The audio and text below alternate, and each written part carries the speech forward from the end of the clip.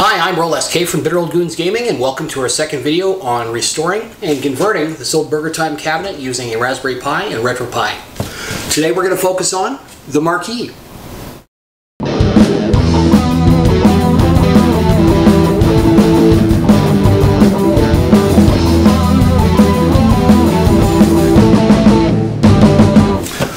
The Marquee of most arcade cabinets is going to have a few simple components that are relatively easy to find.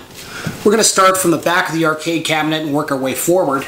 Now, way in the back here, there is a spot for a toggle switch. We're going to install an original chrome toggle switch, and that will power on the systems that we're going to install as part of this conversion. Moving further forward, we have a spot for a speaker and a spot for a 6x9 grill for that speaker. And original arcade cabinets would usually come with a 6x9 or whatever would fit there, and a separate audio amplifier as part of the components.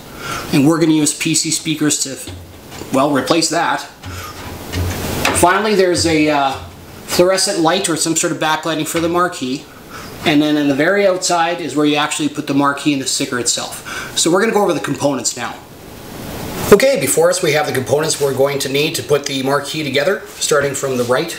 My right, your left. We have the on-off switch, and this we got from twistedquarter.com. It's $7 US, and this is a legitimate, good 15 amp, 250 volt switch, and it has that authentic arcade feel. Came with a mounting plate that's going to fit in the back of our arcade cabinet.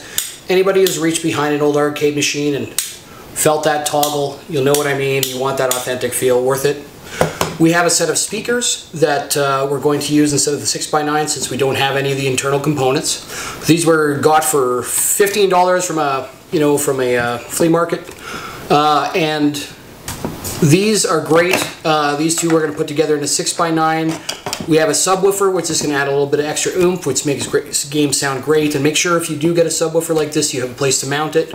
We're lucky enough that this one has long enough cables that it's going to fit in the bottom, and we can plug that directly into our Raspberry Pi. We have a 20-inch fluorescent light bulb. This is 120 volt standard for here in Canada. But these are available at most hardware stores or Home Depots or places like that, hobby stores. Relatively inexpensive, about $15, and we're going to put that behind our Marquee. Make sure you find something with mounting holes on the bottom. We have a reproduction Marquee. This was purchased on eBay for about $35. And this comes with the white backing already installed that allows it to glow through properly. And finally, we have some acrylic. And this is 2mm acrylic. You can get this at most hardware stores. And the next thing we're going to show you is how you want to cut this acrylic to fit your Marquee. So you've ordered your Marquee, and you need to put some plexiglass around it to protect it and hold it upright in your arcade. This is basically what you can purchase at a local hardware store. As mentioned, it's 2mm thick. And I'm going to demonstrate how you're going to go on it, how you're going to cut this to match what you need. And I've already cut mine, but I'll just go ahead and demonstrate the basic principle. First thing you need to do is make sure you measure your arcade Marquee properly. Make sure you give enough room so that it matches the outside extents that it needs to fit properly on the outside extents. But also there should be some L brackets that hold it in place. Make sure you fill those, otherwise the thing will sink down and you don't want that. Once you have the measurements, confirm the size of the Marquee replica that you want to order matches those, because quite often there's different revisions of arcade games. There might be different versions of Marquees. Also, replica Marquees are made just for art, so sometimes they're not the proper size. Make sure you research that properly. Once you have the measurements correct, you can go ahead and start trimming up your plexiglass. So get it laid out on a table, and you want to make sure it's a surface you're not afraid to damage a little bit. This is my kitchen table, yes, granted, but I'm going to be very careful as I demonstrate this. Place it down, make sure you leave the protector barrier on, and now you want to start measuring. Now, I'm going to pretend we've already measured and cut the width, and this is 18 and, 3/8 or whatever, but whatever width you need it, this cutting and measuring principle you can apply to both dimensions. So what I'm going to do is I'm going to cut off an 8-inch strip of this from an outside edge. What you want to do when you have a fresh piece is you want to make sure that you do your cuts from the outside finished edge to make sure you don't get any mistakes from cutting transferring into your cuts. So I'm going to start off by measuring out 8 inches on both sides and marking that. And I'm going to mark that width this, which is an acrylic cutting knife. Now these are available probably about the same place you bought this, for about $8, so they're not expensive. We're going to measure up 8 inches. I'm just going to make a small mark with this, right on the line. Just basically a hole, and I'm going to replicate that on this side. Again, working from the finished edge out. Now, I've got a small mark at 8 inches on both sides. One there, and one there.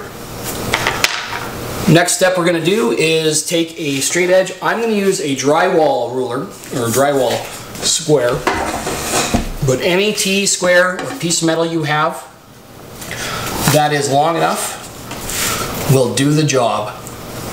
And I'm going to align that to those 2 dots I just made. Now once I have it aligned, I am going to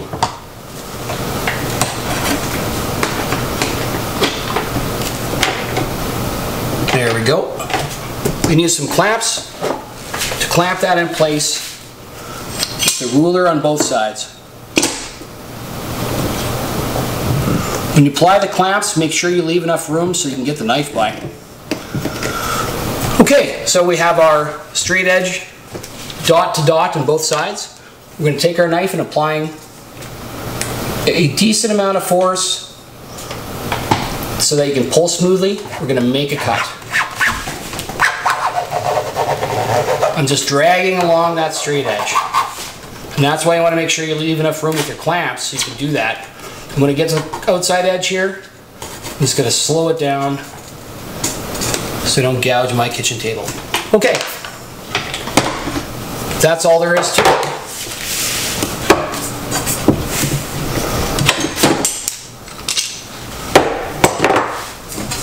And we now have an edge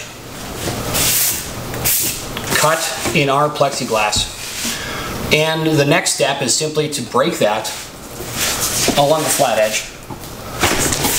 And you can do that with a quick, abrupt downward slam. Make sure it's better to do this on a flat edge if you can.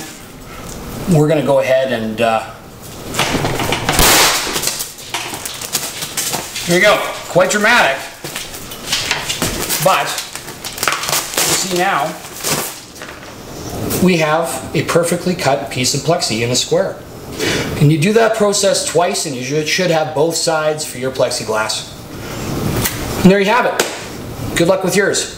Don't be afraid to make a few mistakes and try it twice. Make sure you double measure and get it right. And good luck. Okay, so we've gathered our components and we've cut our plexiglass for the marquee and we can start installing things, the best part. Working from the back forward, we've already installed the electrical switch in the back there and it gives the authentic arcade clunk we're looking for. Now we've got to install the speakers. I've put the subwoofer in the bottom already, so don't have to worry about that. I have the stereo speakers here now. Ideally you would have something with a remote volume connection, but in this case we don't, so we're just going to get that set up to begin with and then control the volume from the Raspberry Pi itself. We're going to feed the cables to the back.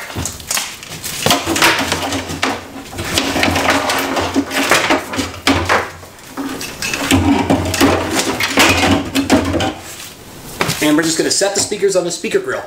Now one thing to note that we didn't show is that I've already installed a 6x9 speaker grill over the speaker grill spot. So if you need one, go ahead and pick one of those up at any sort of audio or car audio store. They're about 10 bucks, not a big deal.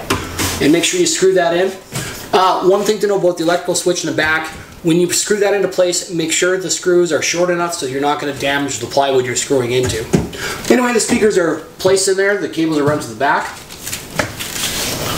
Next thing to install is going to be our marquee light. Now, as mentioned, this one's about 20 inches. To feed the cable to the back, and there are holes on the bottom to mount it. You want to sort of mount this in the front, and you want to go ahead and install, again, some short screws. We've done that already. But what you want to do is go ahead and get in place, look for the alignment, make a mark, install your screws, make sure they're short enough that you're not going to come through the plywood on the bottom, and they're still going to hold it in place.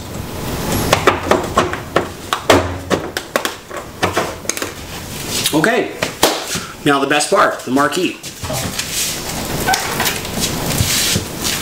Now we have our reproduction from eBay, and we have our plexiglass that's already cut in place. I see I've got a little bit of dog hair, which is a common hazard in the house. Just going to give the inside a good wipe. Make sure I'm not missing anything. Ideally here, again. Best thing, microfiber cloth. Give the inside and outside a good wipe before you install it. Get all your dog hair, dust, and whatever else is on there out of the way. Same thing with this. Give that a quick wipe. So we have our two pieces of acrylic, plexiglass rather, we have our marquee. We're going to sandwich those together to make sure they're good and centered. And it's one thing to note, now we've gone with a fluorescent light because this is more authentic. This is generally what you would have in here. You do have the option of going with an LED light if you like. RGB LED lights that are USB powered are readily available on Amazon and eBay, so feel free to explore that option if you want to go with an RGB option. But we've gone for the fluorescent. We're going to leave that on. Now, I mentioned earlier there's going to be an L bracket to hold the marquee in place. In this case, the existing stuff is here. Someone's loosened this off and it's got a weird Torx bit, so I haven't really loosened or taken these off, but it's loose enough that I can slide this into place. So we're going to do that now.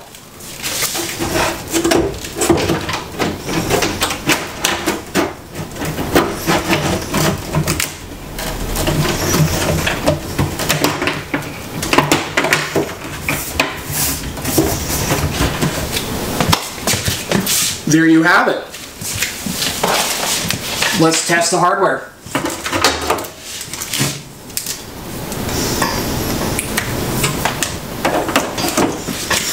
Well, if that's not the prettiest thing you haven't seen all day, then I don't know what you've been looking at.